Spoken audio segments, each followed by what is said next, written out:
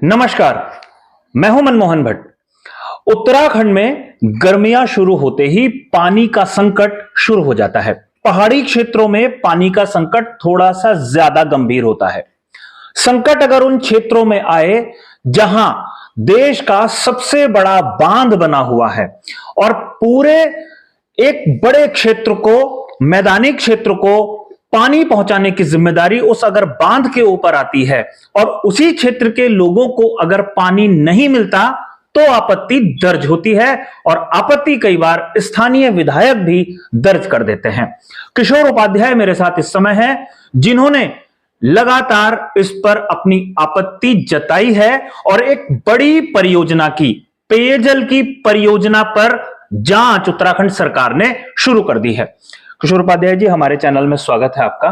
जी नमस्कार। क्या समस्या थी उस क्षेत्र में जो आपको चिट्ठी पत्री लिखनी पड़ी, सरकार को जांच बैठानी पड़ी? मनमोहन जी, मैं आपका बहुत धन्यवाद करता हूं कि आपने इतने महत्वपूर्ण मैं इसलिए कह रहा हूं कि उसको हम लोग दूसरे दृष्टिकोण से न देखें। मैं कोई नाराज हूं या कोई नाराजगी है। आप ये देखिए कि जो सबसे महत्वपूर्ण एलिमेंट है जिंदा रहने के लिए, किसी भी प्राणी, चराचर, तब चाहे हम हो, तब चाहे कोई भी प्राणी हो, तब चाहे पेड़ पौधे हों, उसके लिए बिना जल के जिंदा नहीं रह सकते।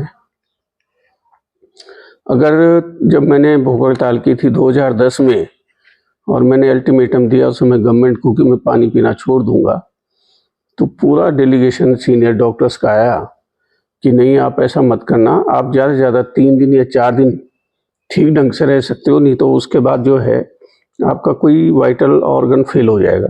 सबसे पहले किडनी चली जाएगी, हार्ट अटैक हो जाएगा, ब्रेन हेमरेज हो जाएगा। तो हम पानी का महत्व तो नहीं समझते। मैंने तब भी तिवारी जी के वक्त में 2006 में लड़ करके उनसे ये योजना शुरू करवाई थी। 2006 में? 6 में। आज 2024 हो गया, 18 साल हो गए। ये मैंने इस्तीफा दे दिया था इस मामले पे। आपको याद होगा 2006 में, शायद सितंबर अक्टूबर की बात होगी, मैंने इस्तीफा तक दे दिया था। फिर उन्होंने, वो बड़े व्यक्तित्व के धनी थे, उन्होंने फिर मुझे बुलाया और फिर मैं अकेले नहीं आऊँगा। मैंने कहा मैं पूरे टिहरी के लोगों को लेकर के आऊँगा, उनको भोजन भी करवाना जरा। तो 400-500 लोग आए थे और उन्होंने भोजन, चाय, पानी जो था वो भी किया। मैंने उनका हाथ पकड़ करके करवाया कि इस पर लिखिए कि ये योजना स्वीकृत कराओ। मैंने कहा बिना पानी के हम जिंदा नहीं रह सकते। तो पानी सबसे महत्वपूर्ण एलिमेंट है जिंदा रहने अब मेरे को ये बताइए, 2006 में शुरू हुई परियोजना 2024 तक क्यों संपन्न नहीं हुई? आपने ये तो देखा होगा कुछ?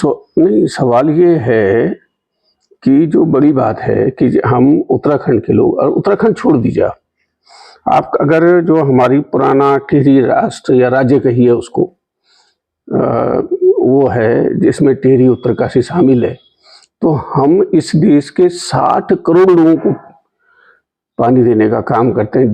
जलः ददाति जीवनम, मतलब पानी जो है जीवन देता है।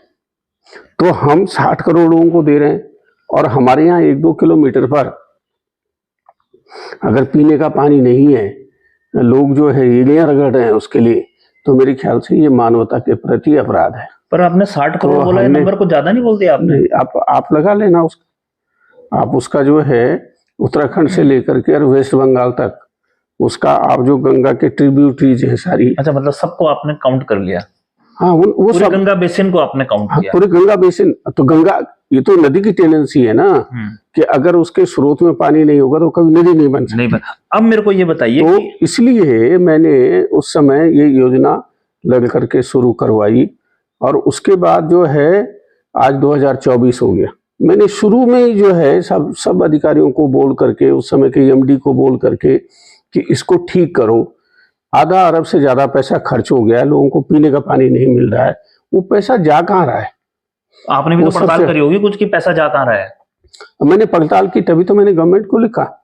मैंने पहले भी चिट्ठी लिखी थी जब मैं विधायक बना यहाँ से 22 में, तीसरी बार। तो सबसे पहले मैंने चिट्ठी लिखी, तत्कालीन एमडी को लिखी और उन्होंने कहा कि नहीं साहब, इसको ज़्यादा आप वो ना करिए क्योंकि पानी इतना महत्वपूर्ण है।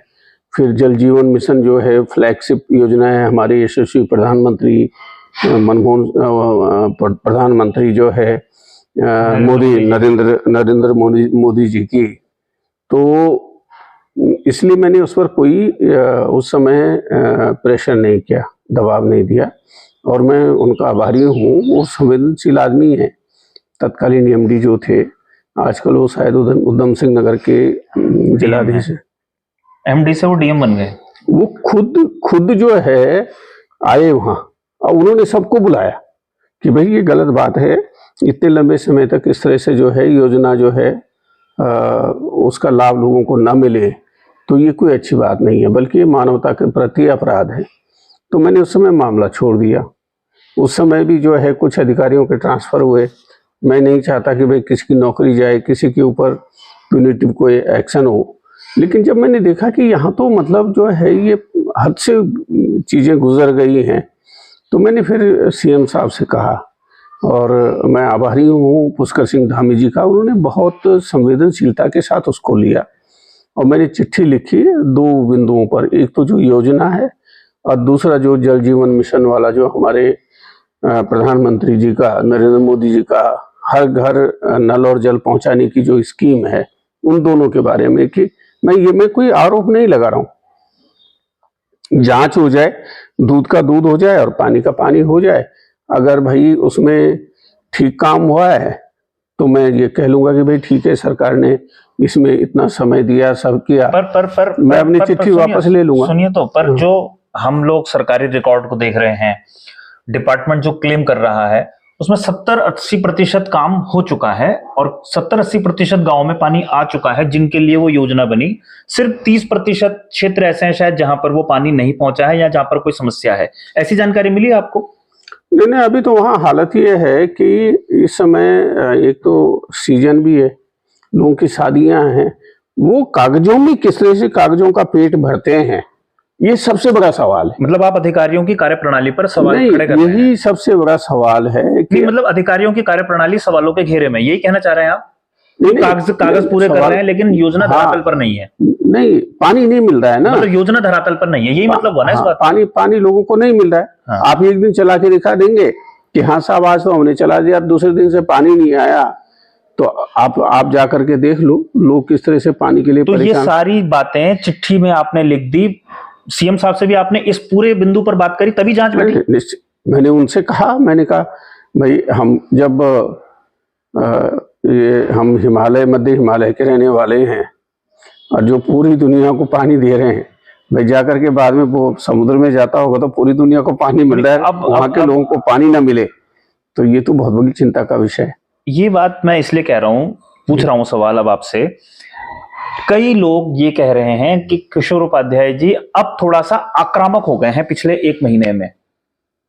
नहीं, मैंने तय किया था, मैं उस पृष्ठभूमि में नहीं जा रहा हूं कि मुझे भाजपा में आने का निर्णय क्यों लेना पड़ा और किस तरह से हुआ।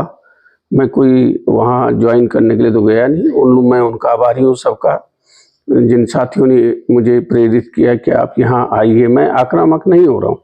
देखिए, मेरे मन में पीड़ा है, क्योंकि इस उत्तराखंड राज्य आंदोलन को शुरू करवाने मैं आंदोलन में मैं आपसे सीधा जो सवाल पूछ रहा हूँ, अब कई लोग ये कह रहे हैं कि किशोर उपाध्याय जी नाराज इसलिए हैं क्योंकि आपके जो अपोनेंट हैं टिहरी में ही, दिनेश धनई, मैं नाम ले रहा हूं उनका, वो भी बीजेपी में आ गए हैं, इसलिए किशोर जी आहत हो गए हैं। और अब चूंकि किशोर उपाध्याय के बाद जो विधायक थे वो दिनेश धनई थे, धन सिंह नेगी थे, इसलिए ये पूरा ठीकरा उनके ऊपर फोड़ा जाए। उनके शासनकाल में गड़बड़ियां हुई, चाहे वो कांग्रेस की सरकार थी और चाहे उसके बाद की बीजेपी की सरकार थी। नहीं, देखिए, हम लोग तो चीजों को अलग ढंग से परिभाषित करते हैं। या तो ये कहें कि भाई लोगों को पीने का पानी नहीं मिलना चाहिए। मैंने ये तय किया था कि मैं 2 साल तक कुछ नहीं बोलूँगा। मैं पार्टी में नया आया हूँ और मैंने सबको कह भी दिया था, लेकिन मैंने कहा 2 साल के बाद अगर मुझे कहीं कुछ लगेगा कि ये ठीक नहीं हो रहा है, तो मेरी जो राज्य के प्रति जो जिम्मेदारी बनती है, एक उत्तराखंड राज्य आंदोलन को शुरू करवाना, नहीं, मेरे को एक सवाल का, मैं आपको फिर इंटरप्ट कर रहा हूँ, इसलिए मैंने कहा नहीं। अब मेरे सवाल का जवाब दीजिए आप। आपके बाद विधायक बने दिनेश धनई, दिनेश धनई के बाद विधायक बने धन सिंह नेगी। क्या उन लोगों ने ठीक से अपने क्षेत्र के लिए बनी योजनाओं की मॉनिटरिंग नहीं की? स्पष्ट जवाब दीजिए, यस और नो। नहीं, मैं इसलिए आप 109 वाली बात कर रहे हैं। देखो, मैं कभी किसी की आलोचना नहीं करता हूँ। आपने देखा होगा अपने राजनीतिक जीवन में, तब चाहे मैं प्रधानमंत्री के क्षेत्र को देखता रहा, मैंने कभी किसी की मैं ये कहता हूँ कि भाई हम जो कर सकते हैं वो हमको करना चाहिए। उन्होंने अच्छा काम किया नहीं किया उसका आकलन वो करें और उसके बारे में विचार करें। उन्होंने अगर ठीक किया होता तो इस तरह की स्थिति तो पैदा नहीं होती, मुझे मेरा जहाँ तक मानना है। और वहाँ तो मुझे कहना नहीं चाहिए, जो पुराने पाइप थे उन्हीं को दिखा दिया गया। सब इस तरह की वहाँ बहुत सी विसंगतियाँ हैं। तो इसलिए मैं चाहता हूँ कि ये देवभूमि है। देवभूमि उत्तराखंड की एक बात समझ लीजिए और औरों को भी समझाइए कि ये जो उत्तराखंड की, जैसे हरिद्वार के लिए कहते हैं ना कि यहाँ की जो रेती है ना किसी से कुछ लेती है ना कुछ देती है, ये तपोभूमि है। ये किसी से कुछ लेती नहीं है बल्कि देने का ही काम करती है। लेकिन आपके जैसे सदा असद कर्म होंगे अच्छे बुरे, उसका फल जरूर देगी। आप कह रहे हैं कि पुराने पाइपों को ही नया दिखा दिया गया। आपने कोई जांच कराई? कोई जांच आई है? ये आपके आरोप हैं? मैं खुद देख करके आया ना गाँव में। मैं इन्हीं की जांच होनी है? नहीं, मैं तो गाँव में खुद होकर के आया हूँ। ऐसा कौन सा गाँव है जिसको मैं जानता नहीं और जिस गाँव में मैं गया नहीं हूँ। यानी कि भ्रष्टाचार का एक बड़ा मामला सीधा सीधा ये है। इसीलिए मैंने कहा है कि जांच करवाएं। मुझ पर ही जो मैं कह रहा हूँ उसको ही न मान करके माननीय मुख्यमंत्री जी बहुत संवेदनशील है, उन्होंने तुरंत तत्काल जो है उस पर कार्रवाई करने के लिए कहा। तो उसकी जांच करवा लें। अगर उसमें गड़बड़ी है तो वो एक पूरे प्रदेश के लिए एक नजीर बन जाएगा कि भाई पुष्कर सिंह धामी जी और विभाग उनके पास है, वो किसी तरह का जो है भ्रष्टाचार टॉलरेट ही नहीं कर सकते हैं, जैसा वो उन्होंने कहा भी और दिखाया भी। अगर आपकी बात में दम हुआ, सरकार की जांच रिपोर्ट आपके अंदाजे के मुताबिक ही आई, तो किसी ना किसी विधायक के कार्यकाल का तो मामला होगा ही ना ये? नहीं, अब विधायक का मामला तो अब 2006 से यानी कि उस विधायक की, यही मतलब मैं जानना चाह रहा हूं कि आप एक गठजोड़ की तरफ इशारा कर रहे हैं कि उस समय के सरकारी अधिकारी और उस समय के जो राजनीतिक लोग हैं उन लोगों का गठजोड़ रहा है इस योजना को फेल करने में। नहीं, आप ही देखेंगे कि 2006 में योजना स्वीकृत हुई, उसको बनने में, ड्राइंग में, 10 चीजों में उसमें समय लगता है। 2006 में मैं विधायक था, 2007 से और 12 तक भी मैं विधायक था और उस समय मैंने कोशिश की भाई योजना ठीक हो जाए। मुझे तो ये भी पता नहीं उसमें ठेकेदार कौन थे, लेकिन उसके बाद क्यों नहीं 24 तक जो है योजना पूरी हो पा रही है। अब वो कह रहे हैं 70% काम पूरा हो गया, वो 30% क्यों नहीं काम पूरा हुआ भाई इतने सालों में? कितने साल हो गए? 18 साल हो गए मेरे ख्याल से। तो कह रहे कि धीरे धीरे हो जाएगा, अब ये काम भी बचा हुआ नहीं है, तो ये हो जाना चाहिए, काम भी जल्दी हो जाएगा। उसमें ये होगा कि फिर जो ये पीढ़ी चली जाएगी उसके बाद दूसरी पीढ़ी के लिए हम जो है योजना बनाएंगे। तो अगर इस तरह से सरकारी कामों में इतनी जो है विलंब होगा तो आप ये देखिए ना कि वो योजना कहाँ जाएगी। वो मेरे ख्याल से उस समय 24 करोड़ या कितने की योजना थी, मुझे अगर सरकारी रिपोर्ट में ऐसी रिपोर्ट आई कि कोई गड़बड़ी नहीं हुई है, तब अब उसका देखिए वो भविष्य में मैं क्या कह सकता हूँ। पहले उस पर जो है जांच होने दीजिए, क्या रिपोर्ट आती है, कौन उसमें जांच अधिकारी हैं। अब ये भी तो नहीं होना चाहिए ना कि वही जो है क्या कहते हैं वो कि वही वकील, वही क्या कहते हैं वही जज। और अगर इस तरह की स्थिति होती है ना कई बार सरकारी विभागों में वही तो मैं जानना चाह रहा था कि जिन्होंने योजना बनाई अगर वही जांच अधिकारी हो या उन्हीं के मित्र मंडली के लोग हुए तो तब क्या होगा? उसको फिर नए तरीके से देखेंगे। अच्छा, मतलब हाँ, मतलब उस रिपोर्ट का परीक्षण भी कराया जाएगा। उनको उनका जो कर्तव्य है, उनको जो सरकार जो है उनका परिवार चल रहा है जिस तनख्वाह से, अगर वो उसके साथ न्याय नहीं करेंगे तो हो सकता है कि किशोर उपाध्याय या हमारे यशस्वी मुख्यमंत्री पुष्कर सिंह जी, हम उनको जो है उनके किए की सजा ने दिलवा पाए, पर ऊपर वाला भी है ना, वो तो माफ नहीं करेगा उनको।